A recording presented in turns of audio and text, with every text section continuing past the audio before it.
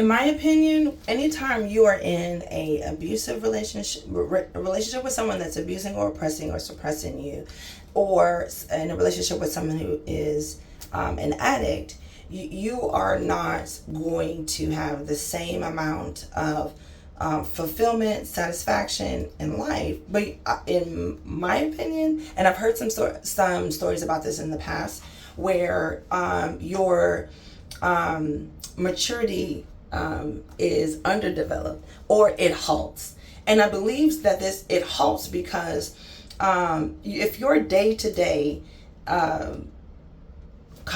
just your cognitive functions, socializing is being deprived or halted because the person in your most intimate space is, there's no talking, or the talking is full of arguing, right? So this isn't progressive. This doesn't allow you to grow, mature, to develop, just to have a direction of upward and flourishing. Then it's either stagnant, still, or can it get decreasing? Yes, I do feel like the things that we have learned, the things that we have taught ourselves, the things that we have, the places we have arrived and maybe refrained from doing. I know as a Christian, there's a period of my life where I was just like, let me be more cognizant about reading. Let me be more cognizant about not swearing. Let me be more cognizant about knowing what I want and not engaging with men and women. Have it be men for a relationship or women for friendship, to that are really strong in their faith, but that isn't Christianity.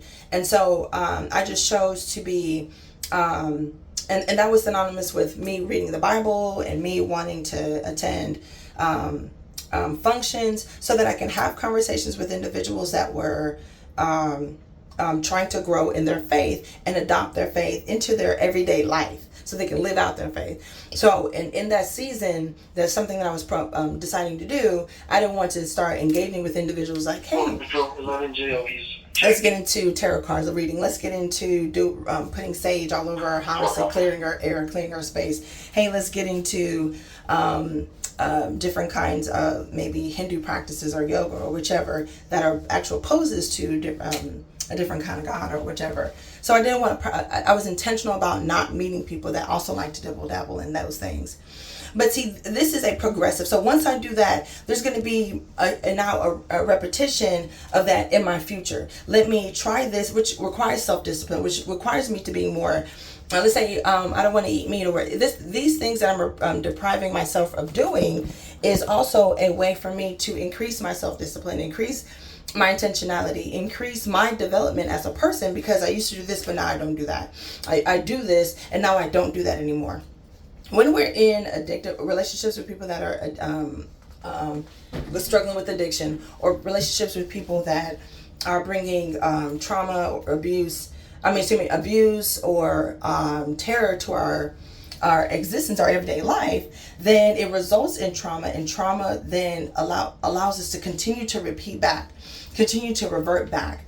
Trauma isn't growth, right? So these continual deposits keeps you stagnant. These continual deposits of this conversation, of the lack thereof, these engagements that are exciting your body with rage, sorrow, constant nothingness, does not allow you to progress, to know who you are, where you are, what you want to do, and focus on your goals and move forward. A lot of times it keeps you stagnant, or it allows you to go backward.